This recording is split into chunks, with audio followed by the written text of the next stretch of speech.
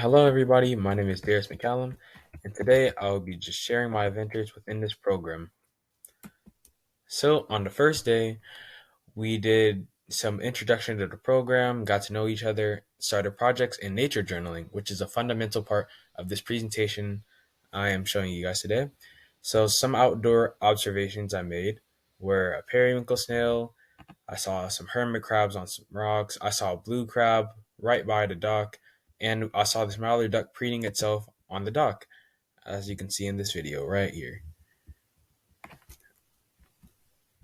Alrighty. So the next day, this is one of my favorite parts. We went on the boat and did a lot of just research on that boat, did a lot of collections such as water sampling, trawling, dredging, and a plankton tow. So while on our way out there, I wrote some observations of what I saw.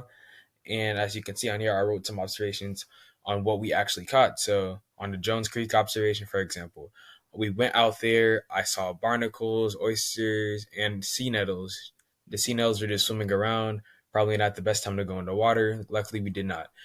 In the mouth of the James River, I saw a great blue heron sitting on top of a building, an osprey flying around, and a double-crested cormorant just sitting on top of a wood piling. We went out into the bay and we saw a channel marker observation. And on near the channel marker, I saw a brown pelican dive bomb into the water, probably getting some fish, but I did not see anything. So when we pulled up the plankton tow, we actually got just a plankton tow full of ctenophores, not much plankton or anything, which is a sign that I learned that it's a sign that there's less biodiversity in the plankton, as the ctenophores will actually eat all of them up, and that is, we aren't going to see any plankton because of that. So in the trawl is a giant net you drag at near, like, in the middle of a water column or at the top. So we got a female blue crab, a croaker, a black sea bass, and lots of ctenophores. The ctenophores are so large that it actually covered a bucket, but I do not have that up here. But I do have the croaker and the sea bass. If you can see, the sea bass is kind of at the bottom. And so when we got back, we actually took a water sample while we were out there on the boat. So when we got back, we looked at some microscopic observations in which we saw eccentric diatoms, a dead croaker, skeleton shrimp within a redbeard sponge, which was on an oyster that we collected there, a baby crab with a sponge under the microscope, some hydroids on the redbeard sponge, and limpets on the oyster. So it was just a very productive day. All right, so next we had the Chesapeake Bay Foundation come over, and they just talked to us about oyster filtration, as you can see right here, and some observations I made. They had menhaden and croaker, so I just drew a comparison chart right there. Alrighty. Oh, also, I saw a heron just sitting out here. Looks really nice. All right, so next we just observed some microbes, and I drew a comparison chart between a channel whelk and a pear whelk. It was interesting looking at the similarities between those two.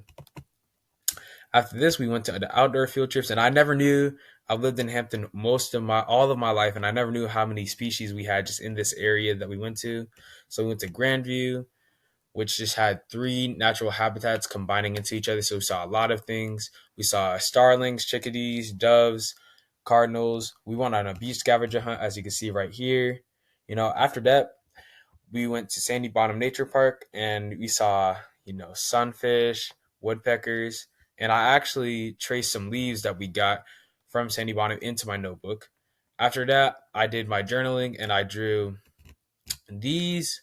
This is moss right here, so I drew this into my notebook as a journal because I thought it was really interesting. There were like a lot of bugs and ants within it, and I wanted to look at the microhabitat kind of.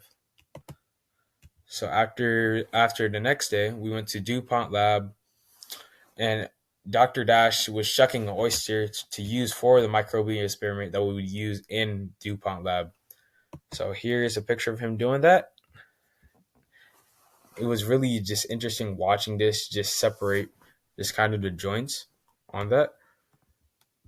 It seems like I couldn't. It just seems like he had a difficult time doing that. But once we actually shucked it, we put it in these vials over here, and we took it to the lab to actually look at. Afterwards, I did a pure observation where I saw small fish jumping out the water, sea nettles swimming, oysters attached to underwater pilings, a brown tide, sea lettuce, and the predatory fish actually chasing the smaller fish in the water. After this, we went on one of my favorite days, which was the canoe and Strawberry Banks trip. So originally we were supposed to canoe to Strawberry Banks, but we ended up just canoeing around the Hampton River. It was really nice. I got to learn a lot about history. But afterwards, we brung the canoes back in, and we went to Strawberry Banks to go seining. So when we were seining, this is a picture. It's a giant net you're carrying out there, and you're bringing it in shorewards to see what you can collect. So, oops, I don't have a video. So this is all the stuff we collected. You may not be able to see it, but it's just some pipefish, some croaker, a lot of just smaller organisms. Really interesting to see what we caught. And some of just the observations I made were just during in the canoe, you saw children on sailboats, the rough waves in the mouth of the Hampton River, which didn't let us actually go to Strawberry Banks. And some things we caught in the seine net were things like silver sides, birdfish, a pufferfish, menhaden, pipefish, toadfish, bay anchovies, and blue crabs. And there's plenty more. Actually, you can see it in this chart right here. Just all we've caught. And, the most species we actually caught that had the most abundance was the pipefish. We had caught actually 49 of those, a lot we had to let go. But you can see all these species we caught in that area.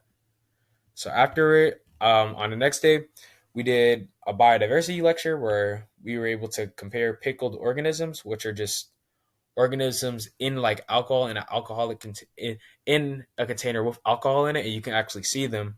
And so I got to draw those and compare it. So I compared the pufferfish and created a species account of that, and I did the same with an Atlantic lamprey.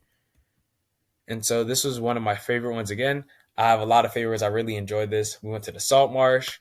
We went through a salt marsh to get to the ocean so that we could see some dolphins. So as in this video, you can see them hunting.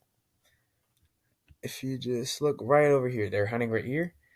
And so after that, we went to the aquarium, saw lots of organisms, and I seen my man Homer up here, the nurse shark. And next, we did a predation experiment, which is the final one we did most recent. We just threw just some nets in the water to help this doctor with his experiment. And here's what we caught. We caught an eel right there. There's me just helping out. And so thank you all for watching.